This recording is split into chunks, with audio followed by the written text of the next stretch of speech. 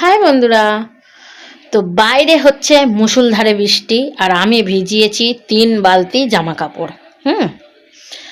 এখন জানি না কদিন লাগবে শোকাতে। ঠিক আছে, 3 বালতি জামা কাপড় এখন ভিজিয়েছি, সেটাকে আমার এখন কাচতে হবে। চলো দেখাই।